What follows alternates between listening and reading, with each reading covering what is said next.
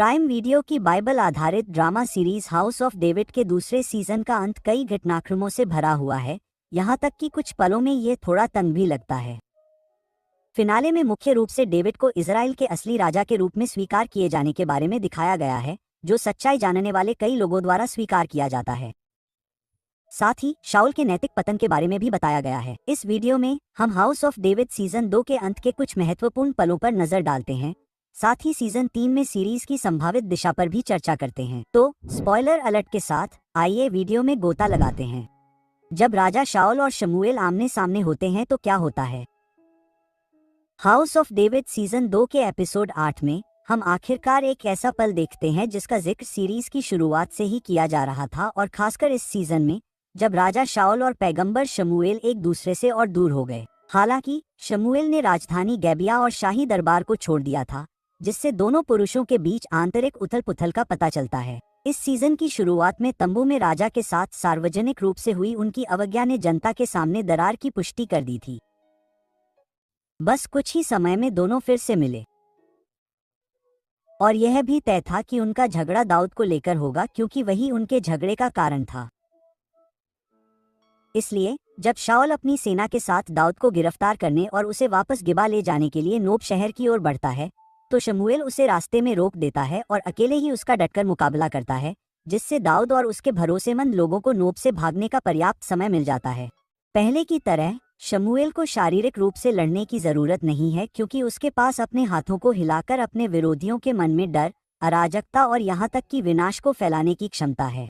या यूं कहें कि अपनी प्रार्थनाओं के जरिए शमूएल भगवान के एकमात्र सच्चे दूत हैं, और इसलिए उनके पास ये विशेष शक्तियां होनी ही चाहिए जो उन्हें एक जादूगर की तरह बनाती हैं। अब वह शाऊल पर सबसे शक्तिशाली और तीखा हमला करता है। पहले सीजन की तरह ही राजा को पीड़ा देता है और उसे एक काल्पनिक दुनिया में फंसा देता है, जहां उसने सीजन की शुरुआत में डो को फंसाया था। यह काल्पनिक या मनोवैज्ञानिक दुनिया नरक का प्रतिनिधित्व करती है, जहां डो और अब शाऊल दोनों को उनके दुष्ट और स्वार्थी जीवन और निर्णयों के कारण निर्वासित किया जाना चाहिए।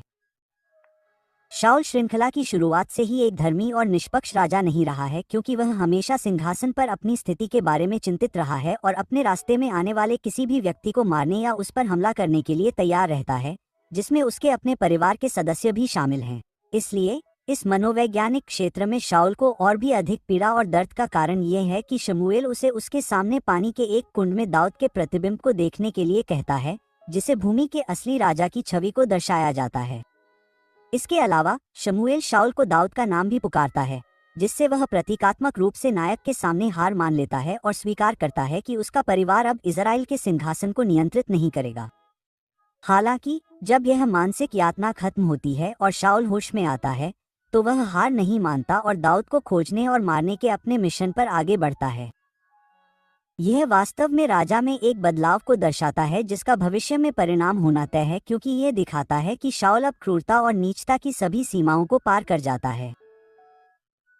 पहले उसे अपराध बोध और सत्ता खोने का कुछ हद तक स्वाभाविक डर था, लेकिन उसके अंदर अभी भी कुछ नैतिकता बची हुई थी जो उसे रोकती थी। हालांकि अब वह सभी सीमाओं को पार कर चुका है और उसके पास कोई नैतिक दिशा निर्देश नहीं बचा है। वह हमला करने और उसे मारने के लिए तैयार है। दाऊद, हालांकि भगवान ने उसे दिखाया था कि सिंहासन पर उसका समय वास्तव में समाप्त हो गया है, जबकि शाऊल पहले शमूएल के सच्चे इरादों पर संदेह कर सकता था और यह मान सकता था कि भविष्यवक्ता जानबूझकर उसे गुमराह करने की कोशिश कर रहा है। लेकिन अब ऐसा कोई मौका नहीं है, क्योंकि वह भी ईश्वरीय संदेश देखता है जिसमें दाऊद को राजा का ताज पहनाया जाता है। इसलिए अब जबकि वह दाऊद के साथ अपनी अन्यायपूर्ण लड़ाई जारी रखता है, शाऊल को निश्चित रूप से अगले सीजन में सबसे बुरी तरह की हार का सामना करना पड़ सकता है। इस बीच शमूएल अपनी पूरी ताकत और जीवन शक्ति का इस्तेमाल शाऊल को ईश्वरीय संदेश दिखाने में कर देता है, और अंत में सीजन के अंत में उसकी मृत्यु हो जाती है। शमूएल का आखिरी कदम न केवल अभिषिक्त राजा डेविड को बचाने के लिए अपने जीवन का बलिदान देना था, बल्कि अपने पुराने दोस्त और साथी शाऊल को असली सच्चाई जानने और अपने भाग्य को स्वीकार करने के लिए मनाने का एक आखिरी प्रयास भी था। वह शाऊल को केवल यह एहसास दिलाने के लिए दर्शन दिखाता है कि वह अब तक झूठ नहीं बोल रहा था, और दाऊद को वास्तव में भगवान ने इसलिए चुना है ताकि वह अपनी गलती स्वीकार कर सके और सुधार कर सके। लेकिन शाऊल रुकने या अपने तरीके बदलने के कोई संकेत नहीं देता है, निश्चित रूप से उसका सबसे बुरा अंत होने वाला है। यह देखना भी दिलचस्प होगा कि क्या कोई और, संभवतः एक भविष्यवक्ता, शमूएल की जगह आध्यात्मिक सलाहकार के रूप में लेता है और उसकी पत्नी हिला को भी इस कार्य के लिए बुलाया जा सकता है। नोब में होने वाली घटना महत्वपूर्ण क्यों है? शमूएल द्वारा उस पर थोपे गए मनोवैज्ञानिक भ्रम और दिनों से उबरने के बाद शाऊल तुरंत अपनी सेना को नोब की ओर बढ़ने का आदेश देता है और वे अंततः अंधेरा होने के बाद उस स्थान पर पहुंचते हैं। जब शहर के मुख्य पुजारी से पूछा जाता है तो वह ऐसा व्यवहार करता है जैसे उसे दाऊद के भगोड़े होने और पिछले कुछ घंटों में उसके और राजा के बीच पनपे कटु संबंधों के बारे में कुछ भी पता नहीं है। हालांकि वह शाऊल से कुछ भी नहीं छिपाता है, क्योंकि ऐसा करना देश के राजा के आदेशों का उल्लंघन होता, और इसलिए वह स्वीकार करता है कि उसने दाऊद को गोलियत की असाधारण तलवार दी थी, जो कि उसके वध के बाद से ही उसके पास सुरक्षित थी।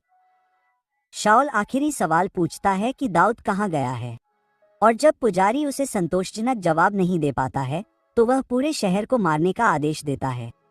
यह तब होता है जब शाऊल का भरोसेमंद दोस्त और सेनापति अब्नेर उसके आदेशों का पालन करने से इनकार कर देता है, क्योंकि नोब के निर्दोष और धर्मपरायण पुजारियों को मारना बहुत बड़ी बात है जिनका पूरा राज्य सम्मान करता है।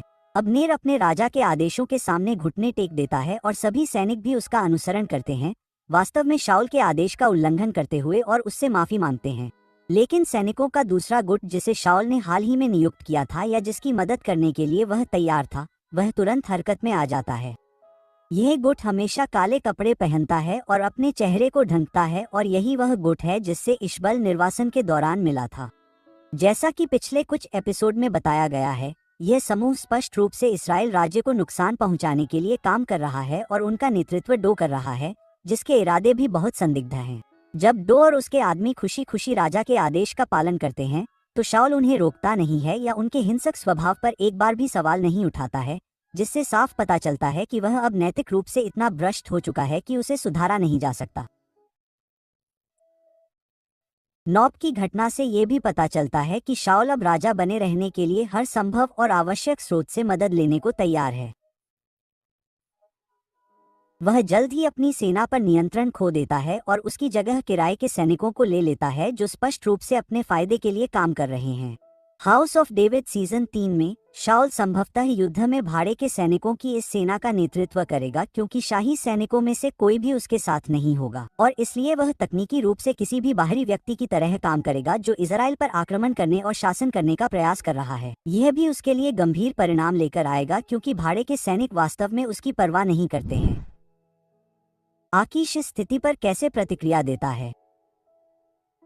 जैसे ही राजा शाऊल और डेविड के बीच की कार्रवाई सामने आती है, गत के राजा अर्किश को स्पष्ट रूप से स्थिति के बारे में एक संदेश मिलता है, क्योंकि वह पहले से ही विशालकाय हत्यारे पर नजर रख रहा था। आकीश हमेशा से डेविड को मारना चाहता था, क्योंकि उसने युद्ध में गोलियत को हराया था और फलिश्तियों के लिए जीत के सभी अवसरों को खत्म कर दिया था। समय के साथ वह उस असामान्य स्थिति पर भी नजर रख रहा था जिसमें डेविड को उसके अपने राजा शाऊल द्वारा बेचा जा रहा था। आकीश को पहली बार फलिश्तियों के किले पर हमले के दौरान इसका एहसास हुआ, जिसे फलिश्तियों ने पहले ही बता दिया था कि डेविड और उसके सैनिक उस जगह पर हमला करेंगे। इसलिए अब आकीश को यह जानकर हैरानी नहीं होगी कि डेविड एक भगोड़ा है और शाऊल उसे चाहता है, लेकिन वह इस घटनाक्रम से थोड़ा हैरान जरूर है। आकीश इस स्थिति का फायदा उठाने की कोशिश करेगा और इस्राएल पर हमला करने की कोशिश करेगा, क्योंकि राज्य पहले से ही अपनी आंतरिक दरार के कारण अस्थिर है। वह सफल होगा या नहीं, यह हाउस ऑफ डेविड सीजन 3 में ही साफ होगा, लेकिन वह शायद इस दरार का फायदा दूसरे तरीके से उठाने की कोशिश करेगा। डेविड या शाऊल को समझाने की कोशिश करेगा कि वह दूसरे को हराने में उसकी मदद ले। आकीश को इस बात पर भी गर्व होगा कि कम से कम फिलिस्तीनियों में ईमानदारी और एकता है, और वे इस बात पर गर्व करते हैं कि वे आपस में बिना वजह नहीं लड़ते। हालांकि वह ऐसी बातें कहकर गलत नहीं होगा, लेकिन आकीश और फिलिस्तीनियों को हमेशा सीरीज में एक दूसरे के दुश्मन के तौर पर ही देखा जाएगा, और इसलिए उनके इर्द गिर्द हमेशा नकारात्मक अर्थ ही रहेंगे। शाऊल के बच्चों के बीच फूट अब और भी ज्यादा क्यों साफ दिख रही है? सीजन 2 के अंत तक शाऊल के बच्चों के बीच फूट और भी साफ हो जाती है, क्योंकि उनमें से 3 अपने परिवार के साथ रहना चुनते हैं, जबकि बड़ा बेटा डेविड का साथ देने और अपनी राह खुद बनाने का फैसला करता है।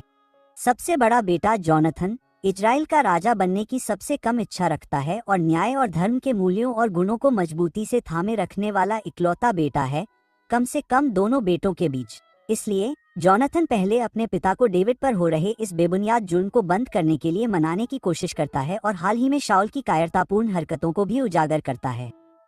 वह अपने पिता को इतना चिढ़ाता है कि शाऊल सबके सामने उस पर हमला भी कर देता है, जिससे यह साफ हो जाता है कि उसे अपने बच्चों की कोई परवाह नहीं है। जॉनथन भी परिवार से दूरी बना लेता है और डेविड के साथ लड़ाई में शामिल हो जाता है, डेविड के प्रति अपनी निष्ठा साबित करता है और उसे सच्चा राजा स्वीकार करता है। इस बीच मोराब झूठ बोलती है कि डेविड ने माइकल को ब्लैकमेल किया है ताकि वह शाऊल को सच्चाई बता दे, ताकि वह अपनी बहन को उनके पिता के गुस्से से बचा सके। दोनों बेटियां अपने पिता और परिवार के प्रति वफादार रहती हैं। मिकुएल अपने पति से अलग होकर ऐसा करने का फैसला करती है, जिसके लिए वह पहले ही कई संघर्षों से गुजर चुकी थी। एशबल जॉनथन के ठीक उलट है, क्योंकि सबसे छोटा राजकुमार खुद के अलावा किसी की परवाह नहीं करता है और वह अभी भी राजा शाऊल का समर्थन करने का दिखावा करता है, ताकि वह परिवार को पूरी तरह से नष्ट करने की अपनी योजना को अंजाम दे सके। जहां दोनों भाइयों ने इस दरार के बाद ये तय कर लिया है कि किसे समर्थन देना है, वहीं अगले सीजन में बहनों के फैसले सर्वोपरि होंगे। मोराब निश्चित रूप से एशबल का कुछ हद तक ही समर्थन करेगी और जब उसे एहसास होगा कि वह परिवार को नष्ट करने की कोशिश कर रहा है, तो वह उसके खिलाफ हो सकती है। एशबल को गिराने में माइकल की भी अहम भूमिका हो सकती है और शाऊल के घराने के फिर से एक होने की उम्मीद अब पूरी तरह से खत्म हो गई है। यह देखना दिलचस्प होगा कि क्या एनॉम सीजन 3 में वापसी करती है और उस स्थिति में वह किसका समर्थन करती है। अदोम का राजा कौन है? हाउस ऑफ डेविड सीजन 2 के अंत में जब अदोम का राजा आता है, तो पता चलता है कि वह वही आदमी है जिसने एक बार इजराइल से निकाले जाने के बाद एशबल को बंदी बना लिया था। हालांकि उस आदमी और उसके टोले ने एशबल को बचने में मदद की थी, फिर भी उसने शाऊल के घराने को गिराने के लिए उसके साथ एक समझौता किया था। अपने परिवार से बहुत निराश और गुस्से में एशबल ने सौदे को स्वीकार कर लिया था और कबीर का नियंत्रण अदोम के राजा को सौंपने का वादा किया था, और इसलिए वह आदमी अब इसी अधिग्रहण के लिए शाही दरबार में आता है। कागजों पर उसने हाल ही में कबीर की मदद करने के लिए सहमति व्यक्त की थी, क्योंकि उनके अनाज के भंडार नष्ट हो गए थे, और सौदे में उल्लेख किया गया था कि अदोम का राजा बदले में कुछ चाहेगा, जिसके बारे में वह इजरायली राजधानी पहुंचने के बाद व्यक्तिगत रूप से चर्चा करेगा। इसलिए अदोम अब संभवतः राज्य पर कब्जा करना चाहेगा या कम से कम एक महत्वपूर्ण पद की मांग करेगा, जिससे अंततः उसे वही लक्ष्य प्राप्त हो सके। डो और काजिया जैसे सभी संदिग्ध एशबल द्वारा रची गई इस बड़ी साजिश में शामिल दिख रहे हैं, जो संभवतः अपने पिता की हत्या या बंदी बनाने के बाद अगला राजा बनना चाहता है। हम एशबल द्वारा अदोम के राजा के साथ किए गए सौदे और एक दूसरे से उनकी सटीक मांगों के बारे में अधिक जानकारी देखने की उम्मीद कर सकते हैं। अब तक यह बहुत संभव है कि अदोम का राजा होने का नाटक करने वाला व्यक्ति वास्तव में राजा नहीं है, बल्कि भाड़े के सैनिकों का नेता है, जिसका अर्थ है कि शाऊल को उसके बेटे द्वारा पूरी तरह से धोखा दिया जा रहा है। डेविड और राजा शाऊल का क्या होगा? अंततः हाउस ऑफ डेविड सीजन 2 का अंत इजराइल राज्य में सत्ता में एक महत्वपूर्ण बदलाव को दर्शाता है, जिसमें शाऊल अपनी प्रजा और अपने सैनिकों के बीच लोकप्रियता और समर्थन खो रहा है। जबकि अधिक लोग डेविड को सच्चे राजा के रूप में स्वीकार करना शुरू कर देते हैं, डेविड के अपने यूनिट के बीच बनाए गए दोस्त स्पष्ट रूप से इस अनुचित लड़ाई में उसका समर्थन करना चुनते हैं, और योआब और एलियाब भी अब उसकी सेवा करने के लिए अपने लोगों को लाते हैं। नोब में हुए घटनाक्रम को देखते हुए अब्नेर को शाऊल का साथ छोड़ने के बाद डेविड के साथ जुड़ने में ज्यादा समय नहीं लगेगा। इन सभी नए अनुयायियों की मदद से ही डेविड आखिरकार शाऊल के उत्पीड़न से बचने में कामयाब हो पाता है। इस बीच राजा शाऊल का भाड़े के सैनिकों पर भरोसा करने का मतलब है कि वह उनके साथ खतरनाक हद तक जुड़ता जा रहा है, जिसका एहसास उसे बहुत देर से होगा। दुष्ट और चालाक एशबल और डोएक को नियंत्रित करने वाला कोई व्यक्ति जाहिर तौर पर उनसे कहीं ज्यादा बुरा और निपटने में मुश्किल होगा, और इसलिए शाऊल को अदोम के राजा से निपटने में निश्चित रूप से कठिनाई होगी। हालांकि घमंड और लालच के कारण उसके दिमाग का भ्रष्टाचार उसे अपने और सिंहासन के बीच की सभी बाधाओं को दूर करने के लिए एक बेकार लड़ाई लड़ने की कोशिश करता रहेगा। हम उम्मीद कर सकते हैं कि David house of David season 3 में और भी अधिक मजबूत और लचीला किरदार होगा, क्योंकि वह एक नेता होने की जिम्मेदारी और जीवन के क्रूर मोड़ के बारे में और अधिक सबक सीखेगा। इस वीडियो को देखने के लिए धन्यवाद और नीचे कमेंट सेक्शन में